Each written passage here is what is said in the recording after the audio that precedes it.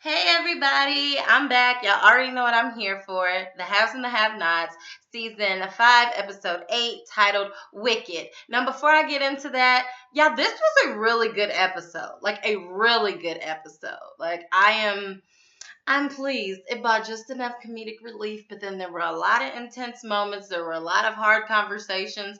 I mean, it was like bravo, okay? I'm happy about that. But anywho, before I even get into the review of it, go ahead and click that subscribe button if you're not already subscribed to this channel. If you are, thank you so much for your support. I love it. I love when you guys comment below, and I look forward to those conversations. So comment below. Anyways, let's get into it. Okay, so starts off where it left off, where Melissa has opened up the door to let David into Veronica's room because she already knows that there's a little bit of bump and grind going on with Veronica and with Benny. So she walks in, she's like, uh-oh, girl, bye, you already knew.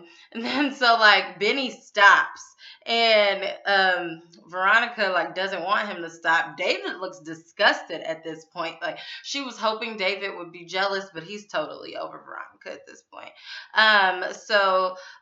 Veronica says, oh, no, Benny, don't stop. If he wants to walk in without knocking, this is what he gets. So then, like I said, David was disgusted. He just like turned around and walked away right after Veronica was like, you want to see more? Veronica is loving this, except it goes against her whole plan because he's not even affected, but whatever. So when he walks away, Melissa's like, girl, oh no, Melissa said, Benny, you nasty. Because of course, Benny was just with her the day before. So at this point, Benny, like, he can't even get back into the groove of things. He feels bad. He wants to leave. She says, hey, I'm single. He was like, no, you're still married. She was like, but I'm about to get divorced. And he's like, no, I don't feel right about this. Like, he starts getting dressed and she's like, you know you don't want to leave. You know you like this. And he's like, nah, I'm good. She was like, you want to come back, don't you? He's like, yeah, I'm good. She's like, why are you fighting it? He still gets his stuff and leaves out. Okay, so Benny walks downstairs. Of course, Melissa meets him in the hall to kind of like taunt him a little bit. So David is downstairs waiting by the door. He looks at Benny. He's like, oh, you're still at it, huh? Because remember, he already knows about Benny sleeping with Veronica in the past. But in the past, he was actually upset. So then Benny comes right back with a good one-liner and was like, no, actually I was in it, but you can talk to your wife about that. And I was like, 1 point for Benny. I mean, not good that he's sleeping with his wife, but that was a good comeback. But anyways, so the tension is just real thick between the two. Like, David doesn't want Veronica, but he just doesn't have a good history with Benny at this point. So, like, they kind of like, in a sense, are like, you want to fight? Like, what you want to do? Because I'm tired of this, like, back and forth. So then Veronica comes downstairs because it looks like in a minute they're about to square up. She can tell that the tension is thick, so she's like, you're not going to do anything to Benny. Comes up behind Benny as if she's hugging him from behind and puts her hand on his chest, like in like a sensual type of way, trying to make David jealous, but she's unsuccessful. And then she says, let him go. I'm the one that you want. So then Benny just walks out. Like, he don't want nothing to do with this mess. He's not scared, but he's just over it. So then Veronica is like, what do you want? David asks Melissa if he could have some privacy to talk to Veronica. And Melissa is like, boy, bye. I wouldn't miss this for the world. This is good. Where is my popcorn? And then so Veronica is so irritated by Melissa. So she walks straight up to her on the steps and slaps her. And was like, girl, you better get your behind upstairs. Melissa has something smart to say back, but she kind of knew better. Like, she's really been pushing it with Veronica, but she knows Veronica will like legit try to kill her. Like, she'll get tired of her after a while. So Melissa proceeds to go upstairs. Then Veronica is like, are you jealous, David? Then David completely ignores her because I told you he's not jealous. And he passes her some blackmail papers, basically. And Veronica is like, what is this? I got a whole stack of papers on you, too. That ain't going to do nothing. We both just going to go down together. And so David is like, I'm willing to do that because this is my son. And then I would rather go down to save him. And then so Veronica is like, oh, you and that girl. And David is like, why do you keep referring to him as a girl? Like, this is our son. And then David is like, you need to get over it. He's gay. And then so Veronica is like, no, he's not. Like, not in my family. And then David is like, you can't make him straight. And Veronica is like, I'm not trying to make him straight. I'll let him be himself. That's where he is, surrounded by men. Veronica has no chill. We already know this about her character. Let me say, this entire episode kind of reminded me of the episode, I think it was like at the end of season 1 maybe, or beginning of season 2, where Jeffrey like came out to his parents and Veronica was so like spiteful and like hateful with her words towards him. This episode was like reliving that episode, but on a whole nother level with multiple characters, but I'll get to that. Okay, so anyways,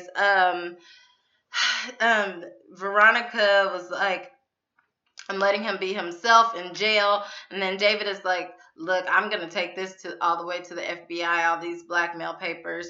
And then Veronica says, go ahead and do it. Do what you got to do. But because Veronica is still upset at this point, she's like, well, then I'll take my story to the FBI as well, because I'm convinced that one of you tried to kill me. You tried to run me off that road, and I haven't figured out who it is yet, but I will. She's still far off. Okay, so anyways, on top of that, Veronica promises to take care of Erica, to put hands on her. She does that to David on purpose because she knows that that gets under David's skin. And it's like, David, you was married to this woman for years. Why do you keep playing into her tricks? Like, you should know by now. But anyways, he's like, don't touch her. And then Veronica is being all dramatic, trying to make him get out the house. Starts like faking and yelling like he's hitting her or abusing her or something. So that basically he'll leave at that point. So he leaves. So then we see Veronica and Erica. No, Veronica and Melissa. Veronica goes up to Melissa and tells her, tomorrow we're going to the doctor to find out why you're not showing yet. And I'm thinking, duh, like Tyler Perry must be listening to us fans, because we've been thinking to ourselves, like, she got to be showing like something by now. Like, she looks the exact same that she looked when we first met her in this series. Now all of a sudden she's like supposed to be 10 weeks or however many weeks pregnant, and she, whatever. Anyway, so we'll find out. I thought that they took multiple tests and they knew for sure she was pregnant, but in the hospital they said she was pregnant, but whatever. So then we see the courthouse. We're basically at the DA's office with Sarah and George. We find out that Sarah is the assistant DA. George is now the DA now that Jennifer Salison has died. Well, whatever. George is excited when he walks into Sarah's office. He bought in some like ballistics or something. I think that's what it's called. And said they got a match from the criers. Sarah is asking like, what exactly is going on? Give me the details. He won't give her the details at this point. Well, Sarah is a little bit spooked because she thought that she got rid of the evidence that Wyatt and Jeffrey wanted to testify against their parents. So she already knows she's going to be in hot water with Jim if more evidence is surfacing. So whatever. George says, no, you're coming with me to go pay Wyatt a visit, and you'll know the details once we get there. Okay, so then we see Hannah. This is the start of my favorite scene, y'all. Like, this scene was hilarious. Okay, so Hannah is in the closet upstairs. I think it's Catherine's closet at Catherine's house with the new maid. The new maid's name is JoAnne, okay? JoAnne is black, just like Hannah, okay? So JoAnne in this scene thinks that Hannah is her homegirl. Like, girl, we here, okay? Soon enough, she finds out they here, but they not really here. Okay, shout out to Rashida. So, Hannah is like showing how to do the laundry and how Katherine likes to sort it and different things like that. And so at that point, JoAnne starts venting like, This lady is a witch. Like, she is just so difficult. She's so picky. Hannah's like, she's really not that picky, just on certain things. And she's like, yeah, I get tired of these people and these white people, da da da da, blah, blah, blah. I don't even know what she was saying because I tuned her out after a while because she was just like one of those people, like, she just wants to be negative. Like, she feels like, oh, you're my sister. We can relate. Like, these people get on my nerves. And it's like, girl, like, just come do your job. Like, you accepted the job. Like, you don't even realize, like, you don't pick up on nonverbal communication or nothing. You don't even realize that Hannah is not responding to you. That's Hannah's friend. But whatever. So then the maid goes over to where Catherine's jewelry is and was like picking up this necklace, like, ooh, girl, look at this. This is worth more than my salary in a year. Girl, if I sold this, you know how much money I could make off of this? So Hannah is like, takes the jewelry back from her and was like, yeah, so that's why we're going to put it back, right? Okay. Hannah is seeing all these red flags, but she's just trying to play along to get JoAnne to, like, give more information up about herself, basically. Hannah is like, you know what? I'm going to be right back. So Hannah walks out. Then she walks back in, grabs her purse, and leaves out. And I'm like, Hannah, you know what? You kind of smart because this lady already talked about stealing stuff. You ain't going to leave your purse in the room, okay? No matter if she think y'all sisters or not. No, girl, bye. So Hannah goes downstairs to Katherine. Katherine wants to talk about Derek and how Hannah accepted the date. Hannah is like, that is the least of my concern right now, okay? I need to talk to you about your new girl, JoAnne. And so Katherine is like, okay, what about her? She was like, girl, you need to fire her. Like, I'm sorry, you're going to have to fire her. And then Katherine was like, well, what's going on? Like, I mean, I know I hired her quickly and I didn't do an extensive background check like I normally would, but she was the best out of all my candidates. And I'm thinking, like, Katherine, where did you post that you needed a new maid? Like, did you post this on Craigslist or did you post this on Indeed? Where did you post this? Because what batch of people are you getting and who looked through your resumes? Like, who looked through the resumes that you received? Like, because if she was the best out of the bunch, I can only imagine what the rest of them were like. And I'm thinking to myself, like, did the lady act different? Because, you know, most people act different in their interview and then they get on the job and they're like, I'm here now. So clearly that's what the lady did. So next thing you know, JoAnne comes out of nowhere. She heard Katherine and Hannah talking about her getting fired. JoAnne shows up with a straight attitude, like her whole full self comes out, and she's like, I know you didn't run. She turns to Hannah talking about, I know you didn't run down here to tell on me. What kind of sister are you? And then so Hannah is looking like, excuse me? And then so Hannah's like, what? So then JoAnne says, your ignorant behind gives people a bad name. How am I supposed to feed my kids? And then Hannah and Katherine both look super shocked. Like, and JoAnne just is going off on Hannah. So then Katherine was like, this is enough. This is enough. You won't be feeding your kids on my dime, so you can get out. And then so JoAnne was like, girl, who you think you talking to? And then so Katherine says, actually, who do you think you're talking to? So then JoAnne says, I don't like coming out here no way with y'all kind of people. You better have my money in 2 weeks. And if you don't, then I'm coming back to burn your house down.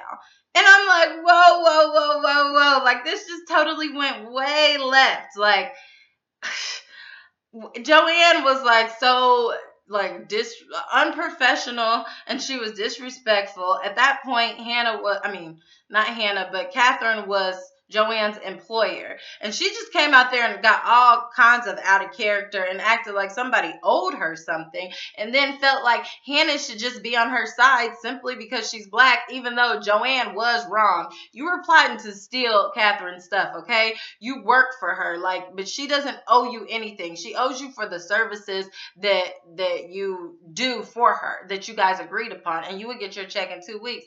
But, you know, I don't know if this scene was already done or if Tyler Perry watched the Monique interview on Breakfast Club this week. I don't know, but that attitude, I don't know. There may be a correlation right there, or maybe I'm digging into it, but I just thought that scene happened out of nowhere. And looking at Katherine and Hannah, like the real actresses look like they wanted to like crack up laughing, because you usually don't have extremely funny moments like that in the haves and have-nots. It's typically like a really dramatic soap opera type of feel. But when this lady just flipped out and was like, you better have my money in 2 weeks or I'm coming back and I'm burning this house down, and how dare you, you supposed to be my sister, you came down here to tell on me, that's why we can't get ahead, because of people like you. No, you can't get ahead because of people like you, okay?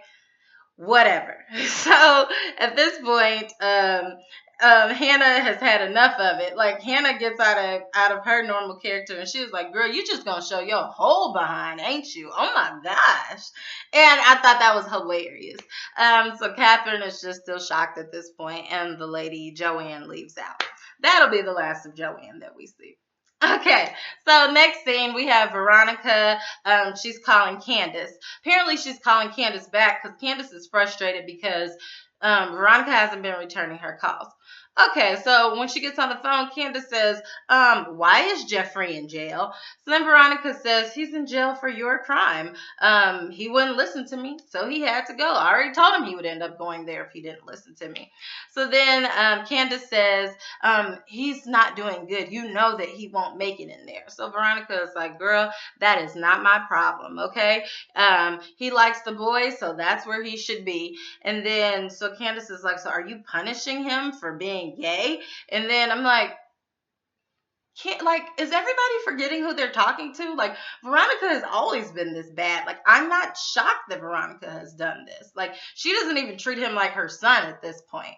But anyways, so Veronica is like, yeah, it's worthy of punishment. And then so Candace says, you know, people are gay. You need to get over it. And then so Veronica says, I don't have a problem with people being gay, but I do have a problem with my son being gay. And then Veronica says, are you really going to try to educate me on the LGBTQRHB community? And so Candace is like, oh my gosh, I can't even believe this conversation right now, okay? Like, people have died for the rights of gay people, and you should show them some respect. And I'm thinking, do y'all not realize who you're talking to?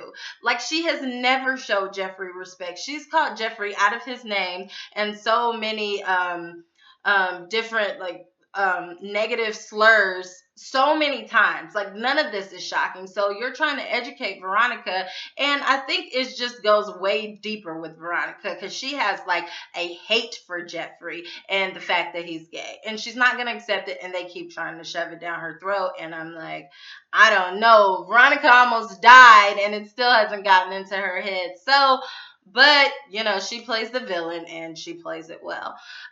So the next thing you know, Candace is like, you know what? No, Veronica says, what happened to the old days when the closet was king for queens? So referring to what happened to the old days when people used to just stay in the closet. And then Candace is like, I am like baffled by you at this point. I can't even talk to you anymore. So it kind of confuses me with Candace because I know that she's the one that really convinced Jeffrey to be himself, to come out of the closet. But then at times I feel like, okay, she's really his friend. She's on his side. And then other times I feel like she's not his friend. She just uses him to her benefit. So in last week's episode, she's telling David at the station, like, yeah, your son can go down for what I did. I don't care. This is payback to you. But in this week's episode, she is like disgusted with Veronica by the way that Veronica is disrespecting Jeffrey and the whole LGBTQ community. And I'm like, are you on Jeffrey's side or are you not? So I'm not really sure because Candace, like, she just switches up. You never know whose side she's on, and you never know what her ultimate game plan is in her head. But she's sticking up for Jeffrey in this moment. So she's like, I can't even talk to you right now. Veronica said, you have to talk to me. We need to get to what's the plan for David and Erica. And then so Candace is like, okay, I guess I do have to talk to you. Veronica says, I want to take him for everything he's got. Candace is like, well, finally, we're on the same page about something besides all this other mess you were talking. So then Veronica tells Candace that David changed all of his accounts and passwords. Candace said, okay, Erica's working on that. Veronica said, no, you need to put a stop to that, okay? David, I mean, he's stupid enough to be sleeping with her, but he's very smart. And he like places things in certain locations around the house just to see if you're loyal, to see if you're going to look through his things. He even gets a black light to search for fingerprints. Tell her, do not touch anything, okay? Don't do anything right now. So Candace is like, dang, he's kind of crazy. And she's like, girl, he was married to me for 20 years. I taught him well. So Candace is going to keep Veronica posted, and Veronica will tell her what the next move is. Okay, so then we have Candace calling Erica, basically telling her to stop the plan for $100,000 for now. Don't touch anything, be careful, and to change Candace's name to Cynthia in the phone. If there's any information that will link her back to Candace, she needs to hide that inside of an app and make everything else on her phone public, just in case David decides to look through her phone. Okay, so then Candace, while she's having these phone conversations, she is at the hotel. The bartender, I forgot his name, but he walks up to Candace saying, where have you been? She's like, did you not know what happened? And he's like, no. So of course she doesn't want to give it away that she was in jail, but whatever. She notices the new girl sitting at a table, like basically working on another client. Her new girl that's on her team. So she asked about her. The bartender said she's good, she's smart. Candace said, great. When she's done with him, have her come see me. Okay, so then we see Oscar. Oscar knocks on Jim's door, enters his room in the hotel. He brings Wyatt's account information to Jim. And then he's saying basically he has like some trackers on his phone and different things.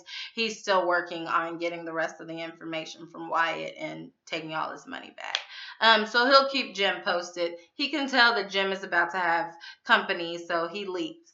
While he's leaving, the new girl walks in. If y'all remember her name, please tell me because I forgot, but she's now Candace's bottom girl. Okay, so she shows up to Jim's room. Basically, they try to do all this little like what is the word I'm thinking of? Like acting in a sense, like I'm gonna act like I'm not here to do a service for you. Oh, and I'm just gonna go along with it. We all know like she's a call girl, escort, whatever. She basically says, you're going to pay me $5,000. And he's like, no, I'm not. I'm going to leave you $1,000. And she's like, okay, just wait till I get done with you. You'll be leaving me $5,000. And so he's like impressed, like, okay, show me what you got. So she proceeds to show him what she has. Okay, so then we hear a knock at Wyatt's door. It's George and Sarah, Detective George and Sarah. They enter into the room. He basically tells Wyatt they have evidence that ties the Criers to Jennifer Salison's murder. He asked Wyatt if his family owned a gun. Wyatt said, not to my knowledge. And then George says, are you sure? Your sister committed suicide. Where did she get that gun from? Wyatt was like, I don't know. And he really genuinely doesn't know. And then George is basically coercing Wyatt into agreeing that the gun belonged to both of his parents. And that's the only statement he needed. And so Wyatt was like, okay, yeah, sure. Yeah, they owned the gun. And then he's like, so are you going to go pick them up? And George says, I'm working on it. And then Wyatt says, well, good, because I'm tired of them showing up over here. So George is like, really? So what are they showing up for? Like, what are they talking to you about? Wyatt is like, they're trying to tell me not to testify. So then George says, oh, so do you think they're like bullying you? Are they pressuring you, harassing you? I can get a restraining order against them for you. And then he's like, that would be perfect. So George, everything is working out in his favor because you're dealing with dumb Wyatt, who just doesn't know any better. Like, Wyatt needs somebody there to make all of his decisions for him because he acts like a child. Anyway, so he leaves, George and Sarah leave out. They're at the elevator. Sarah is feeling bad about this because she's like, you just coerced that boy into saying that his parents had that weapon. And then George is like, oh, well, we got him. And he's just playing dumb. And then basically George wants the Criers and the Harringtons to go down, but mostly the Criers. He tells her, you're with me. Watch, learn, and keep your mouth shut. Now we're going to go to Catherine's house to see if she'll break. Okay, so then this is a really good scene. Justin is in the police station. He brings coffee to another officer, the officer that has the Harrington case with Veronica. He basically asks like about the car wreck. Is she okay? The officer lets him know she is okay, but no evidence is pointing to Justin at this point. The officer is still looking into it, but they don't know who tried to run her off the road. Okay, so Justin tells him good luck with the case. So then Justin goes to try to get Jeffrey out of his cell, probably to update him. At this point, Jeffrey refuses, like, I'm not going anywhere with you. Justin tries to get like loud with him. Jeffrey still refuses. Another officer comes up and he's trying to like basically like shine his badge, like, oh, he's not listening to you, I'll make him listen. But then Justin calms down, like, no, it's fine, don't worry about it, I don't need to talk to him, I got a text message, I don't need him. So then he leaves out. So next thing you know, Justin is at his desk and his wife, the judge, shows up to pay him a visit. Now, at this point, Justin hasn't even talked to his wife. We learned this from last week's or 2 weeks ago's episode. He hasn't even talked to her, so they got a lot to discuss. So they go into an interrogation room to speak in private. Her name is Kendra. She basically asks, like, why? What's his face? Justin does not want to talk about it. And she's like, why didn't you tell me? Why didn't you just tell me you were gay? I was embarrassed. I had to find out publicly. And he's like, I'm not gay. She's like, well, what do you call it? He's like, I don't know, but I'm not gay. Okay, well, why didn't you tell me that you were with this other man? And he's like, I'm not talking about this with you. Like, you at least owe her that. And she's like, you could have just told me you were with him. And then so Justin is speechless at this point because he doesn't want to have this conversation really with anybody except for Jeffrey. That's the only person he feels comfortable with. And so she's like, Justin was like, it's been forever since we've been intimate. And she's like, what? That's not my fault. You haven't touched me in a year. And I'm like, girl, y'all are married and he hasn't touched you in a year and you didn't see anything wrong with that. Like, I'm sure you probably didn't think he was sleeping with another man, but you didn't think he was sleeping with another woman. Like, you didn't think anything of it. Whatever. Like, clearly y'all needed to be in counseling or something. But anyways, he says, yes, I have. We can tell he's lying. The wife was like, don't lie. You rejected me every time I made an attempt to touch you. And then so Justin says, well, you were busy. She said, lies. Okay, she didn't say lies, but that's what I'm saying. Basically, she looked at him like, boy, bye. So then she asked, he apologizes. She asked, do you love him? He's like, I'm not talking to you about this, I already told you. And then she said, no, he said, I can't talk to you about it. She said, no, you won't talk to me about it. He was like, you know what, you need to get out, I need to go back to work. So she leaves out. You can tell she's hurt. Then we get back to Catherine's house. Catherine thanks Hannah for her help because I guess Hannah helped her straighten up the house since JoAnne got fired.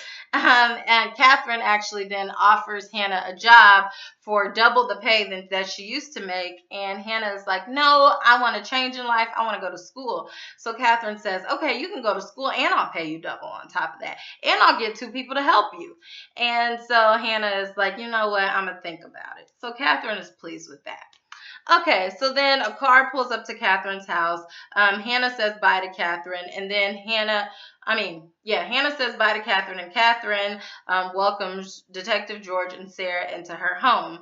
So she's thinking like this is like a pleasant visit. Not so much.